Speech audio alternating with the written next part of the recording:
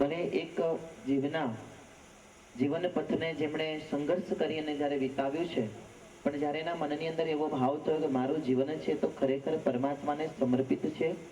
હવે મારા વાલાને નહીં રે વિચારું, શ્વાસે નિત્ય તમારું જે શ્વાસ લઈએ છીએ અને છોડીએ છીએ એ તમામ શ્વાસ છે એ પણ પરમાત્માના જ આપેલા છે ને એની આજ્ઞાએ કરીને જ આ ચાલી રહ્યું છે.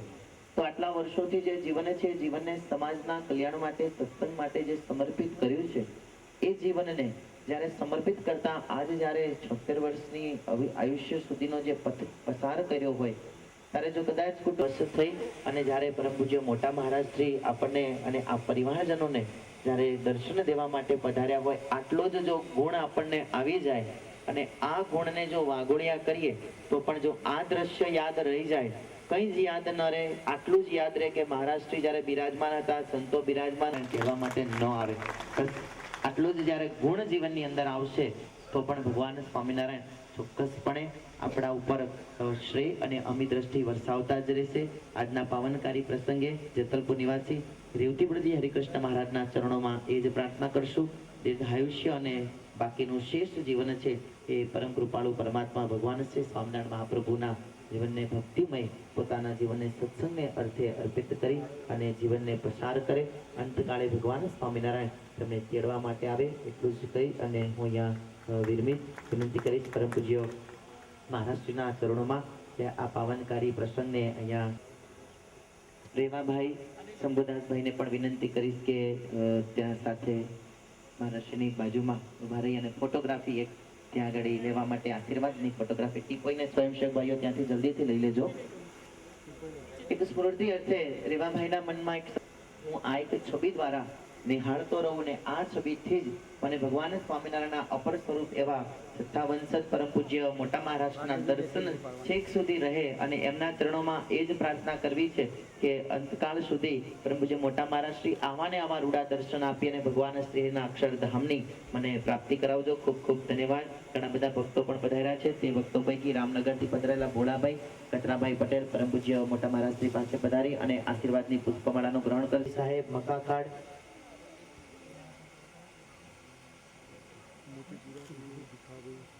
જ્યારે અહીંયા આપણે ઉજવી રહ્યા છીએ ત્યારે ઈશ્વરભાઈ અંબાલાલભાઈ જલ્દીથી જેમના નામ લીધા છે તે ભક્તજનો અહીંયા પધારશે.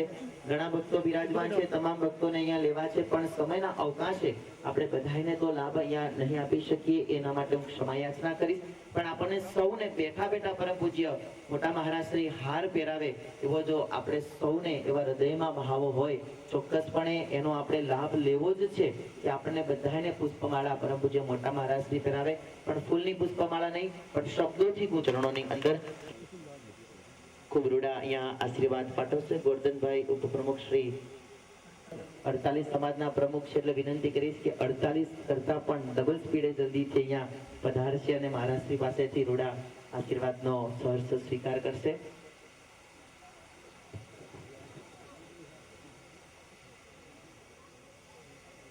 તો આવો આપણે જેમની રાહ જોઈ રહ્યા છીએ પૂજ્યપાદ મોટા મહારાજશ્રીના રૂડા આશીર્વાદ પ્રાપ્ત કરીએ. આદરણીય સંતો અને વાલા સત્સંગી બંધો, શ્રીજી મહારાજે આજથી અમારી 6 પેઢી પહેલા ઉત્તર પ્રદેશમાંથી, જે અમારું મૂળ વતન કહેવાય ને કપૈયા, ત્યાંથી ધર્મકુળને તેડાવ્યું અને દેહના સંબંધીઓ સાથે ઓળખાણ ઓછી કરાવીને આ આત્માના સંબંધીઓ સાથે ઓળખાણ વધારી. તમે બધા અમારા આત્મા સંબંધીઓ છો. મહારાજે પણ કહ્યું છે ને કે આ સત્સંગી જ અમારી નાત છે, જ અમારી જાત છે. અહીંયા સભામાં પણ ભેળા બેસવાનું છે ને ધામમાં પણ ભેળા જ બેસવાનું છે મહારાજે કહ્યું. તો તમે કદાચ નહીં માનો, મારા લગ્નના 45 વર્ષ થવા આવ્યા. મારું લગ્ન આઝમગઢમાં યુપીમાં ઉત્તર પ્રદેશમાં થયેલું. તમે બધા ગ્રસ્તો છો, તમારે જ્યાં લગ્ન થયા તમે કેટલી વાર ગયા હશો? સારા નરસા પ્રસંગોમાં ગયા હશો ને. કોઈના લગ્નમાં ગયા હોય, કોઈના મરણમાં જવું પડે. આ 45 વર્ષમાં હું 3 વાર પણ નથી ગયો આઝમગઢ. કારણ કે તમે મને નવરો રાખો તો જવાય ને.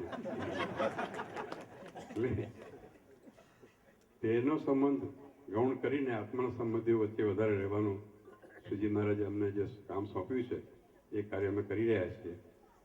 સત્સંગ ખૂબ દ્રઢ રાખજો. અને રેવાભાઈ નામ છે ને, રેવાભાઈ એમનું શ્રેષ્ઠ જીવન એ ખૂબ સ્વસ્થ સારી રીતે વ્યતીત કરે, સત્સંગ પરાયણ વ્યતીત કરે. અને સત્સંગીનો એ આશય હોય છે, કોઈ પણ પ્રસંગ હોય, આપણે ઉત્સવ કરીએ, શાકોત્સવ કરીએ કે પછી પારાયણ કરીએ કે પછી પાટોત્સવ કરીએ, કંઈ પણ ઉત્સવ કરીએ, આપણે એ જ આશય હોય છે કે ભગવાનનું ભજન થાય. એમ આ એમના પ્રસંગે એમણે સંતોને તેડાવ્યા, એમને તેડાવ્યા અને આ ભજનનું નિમિત્ત એક સરસ એમને શોધી કાઢ્યું. એ બદલ એમને પરિવારને ખૂબ ખૂબ ધન્યવાદ આપું છું. અને આપણે નારાયણ દેવનો આશ્રય દૃઢપણ રાખજો અને સત્સંગમાં હંમેશા આગળ વધતા રહેજો એટલું કહી રહ્યું છું. પૂજ્યપાદ મોટા મહારાજના આશીર્વાદ આપણને મળી ગયા.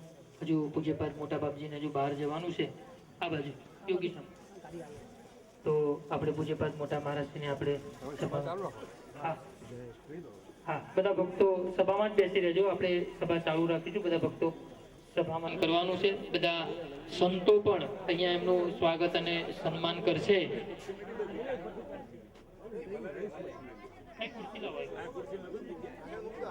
જે પણ કઈ વિધિ હોય એ બધો વિધિ ત્યારબાદ તમે બધા પૂર્ણ કરશો. મોહન સ્વામી અમારા ગુરુ પૂજ્ય આનંદ સ્વામી બધા સંતો એમને હાર પહેરાવી દે પછી તમારું જે પ્રમાણે કઈ વિધિ હોય, જે પ્રમાણે કઈ સ્વાગત સન્માન હોય તે પ્રમાણે તમે બધા ત્યારબાદ સ્વાગત સન્માનનો બધો વિધિ કરજો. આવો હરિચરણ સ્વામી, સિંહ સ્વામી પધારો. અને રેવાભાઈને પણ અહીંયા સંતો બધા ઉપર ઉભા રહો જેથી કરી અને અહીંયા એમનો એક સુંદર ફોટો આવી જાય. આવો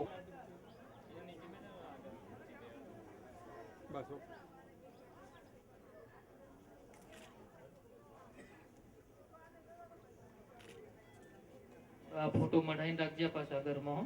હા નારાયણ દેવ.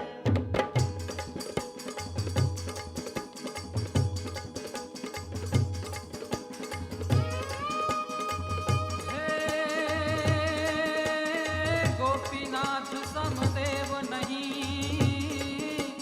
अनगढ़पुर सम नहीं धाम आघेला सम तीरथ नहीं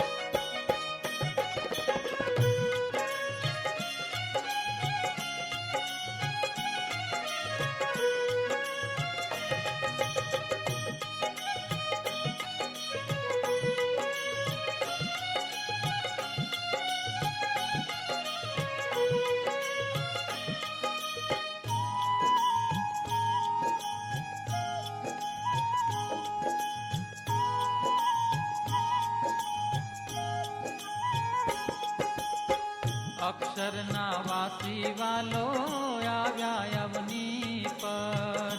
અક્ષરના વાસી વાલો આવ્યા અવની પર.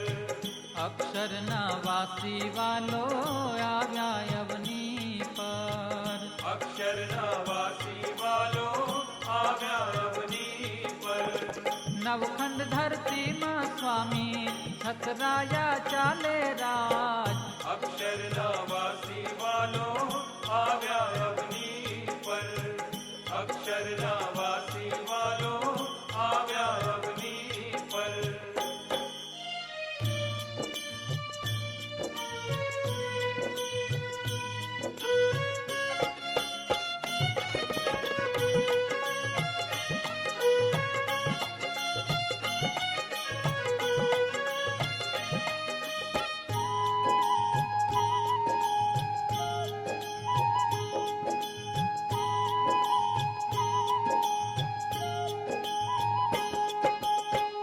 અવની પર આવી વાલે સત્સંગ સ્થાપ્યો.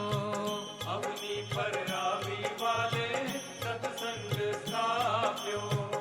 અવની પર આવી વાલે સત્સંગ સ્થાપ્યો.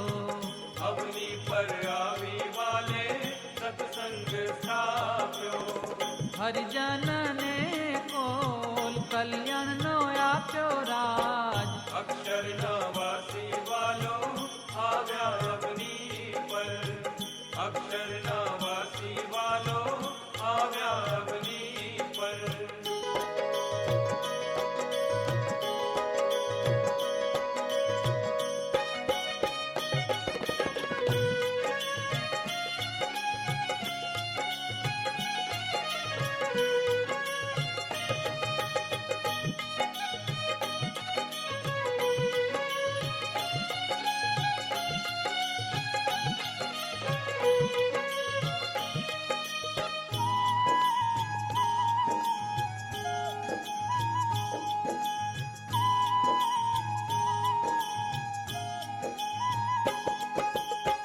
પાંચે વર્તમાન પાડે બાયો ને ભાઈઓ. પાંચે વર્તમાન પાડે ભાઈઓ ને ભાઈઓ. પાંચે વર્તમાન પાડે બાયો ને ભાઈઓ. પાંચે વર્તમાન પાડે ભાઈઓ ને ભાઈઓ. હરિજન સંગે કીધી સાચી સગાઈઓ રાજ. અક્ષરના વાસી વાલો આવ્યા અવની પર. અક્ષરના વાસી વાલો આવ્યા અવની પર.